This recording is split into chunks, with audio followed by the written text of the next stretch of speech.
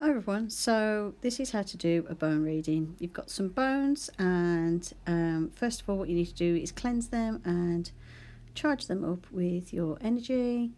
Don't cleanse them if you want to use the actual spirit of the animal, but if you just want to use them as a divination tool you can cleanse them. And I've already done my cleansing and everything, and now I'm just putting some of my energy into the bones. And first of all, what you need to do is ask if the bones are willing to work with you, and if they cross over or make a Y shape, then the answer is yes. So these bones are quite happy to work with me. So what you need to do now is think of a question, and the answer to the question is maybe, because you can see some of the bones are separate and two of them were touching. It's important to ask what a yes is, what a no is, and what a maybe is before you start, because then you'd get an idea of where the bones are going to lay for when you ask specific questions. So then you think of another question, and the answer to my question was yes. And then this question was also a yes. Although you could say that the second set of bones there looked like an N a bit, so it could have been a yes-no. So it could be yes and no. This one I'd class as a no because none of the bones are by each other and one flew off the table. So once you've got the gist of that, then what you need to do is decide what questions you want to ask. Do you prefer to be So once you've got the bones to show you what a yes, a no, a maybe, or ask in a different way, once you know that, then you can start working with the bones.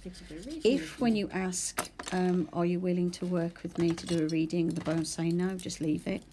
If the bones say yes, then you can carry on with your reading for that day.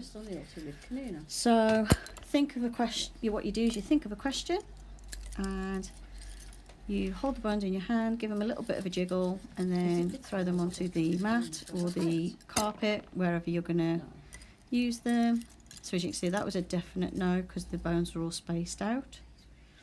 I'm not going to tell you what questions I was asking, but I'm going to show you the different answers that I got. So that one, a couple of the bones were crossed over and they were quite close together, so that was a yes. No is. That one, there's two bones together and three apart, so I class that as a maybe or not sure.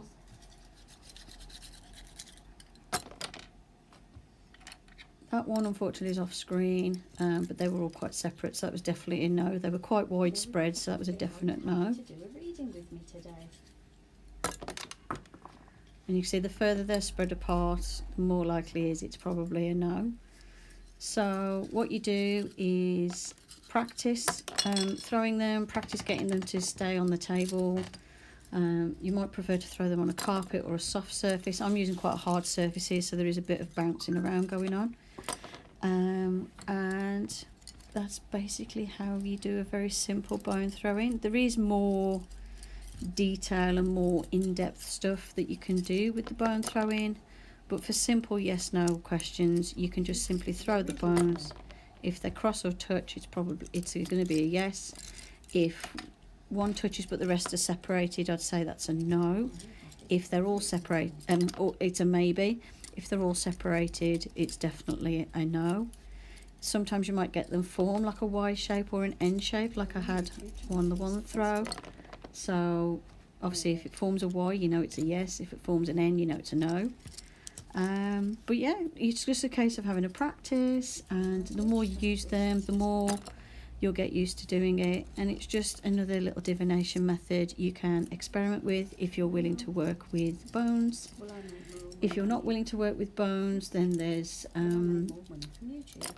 divination with pendulums, there's oracle cards, there's lots of different things that you can use. There's even a magpie oracle where you have like a random collection of different trinkets and natural items, and then you throw those together, and depending on where they land on a mat, the certain positions that they're in and which ones are together, you can do a reading from that. I haven't learned how to do that yet though, so I'm just experimenting with the bone throwing, and I'm going to be doing some experimenting with reading pendulum reading, because I usually use oracles, oracle cards. So yeah, that's how basically to do a very simple bone throw. Hope you enjoyed the video. Thank you for watching. Blessed be, and bye for now.